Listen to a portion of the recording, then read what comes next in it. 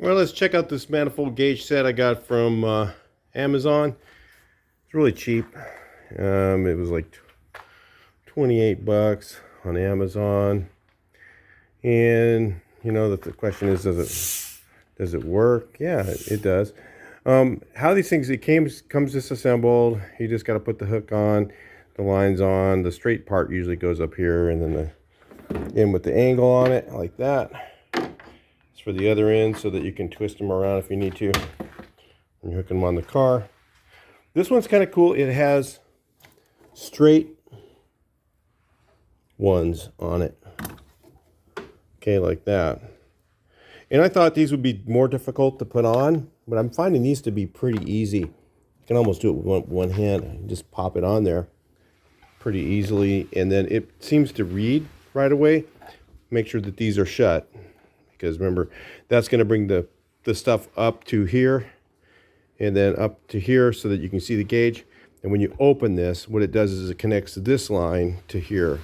So make sure these are turned clockwise all the way until they're shut, so that you don't leak out your Freon when you're just doing testing.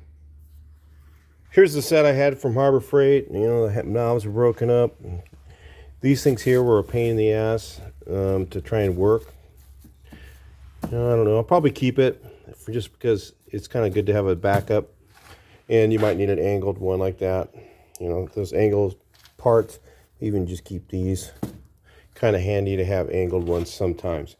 Most of the time they go on straight. You know, usually they're in a place you can get in there. Usually the angled ones, these are more a problem for me trying to get them in, you know, the angle type.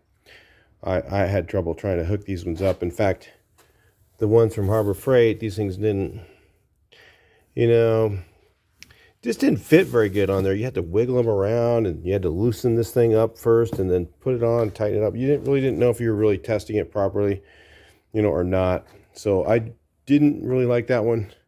So I thought, well, you know what, for a cheap price, I'll just order these. And if I don't like them, I mean, at least the gauge set's good, you know. I kind of like the gauge set better with this. I have knobs. That one I don't. Yeah. It comes with also a Freon connection like this. So you can hook up a bottle. It has the adapter for the bottles, or you can put on a regular Coke bottle like you have in some states. California has those fancy ones that you don't do that, which is stupid. Sometimes the people in California make a lot more emissions trying to save emissions, you know, and that's the thing, my biggest argument. I love to, you know, help the environment, but, you know, they do stuff like the Freon thing. Basically, you know, they have recyclable cans. I'm going to tell you right now, the fuel cost and the fuel consumption and use of those cans going back and forth, and having to be refilled in a, you know, the labor cost and all that stuff is going to create more emissions than what they actually save. So it's kind of stupid. If it was productive, I wouldn't have a problem with it, but it's not. So anyway, let's take a look. All right, so they do work. I got some weird readings, I tell you what. Now look, now this one's going up to, is that 50 pounds? Slowly it's going back up. I have no idea what's causing that. That is the weirdest reading I've ever seen on an air conditioning system, period. So now this one's going up to 40.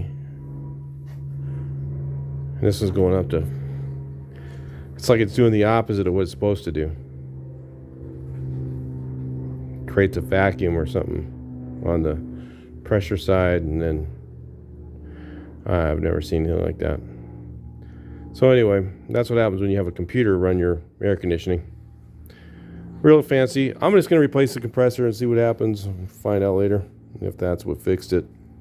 I don't know. It's too weird. It must be, the only thing that can go wrong really is the compressor.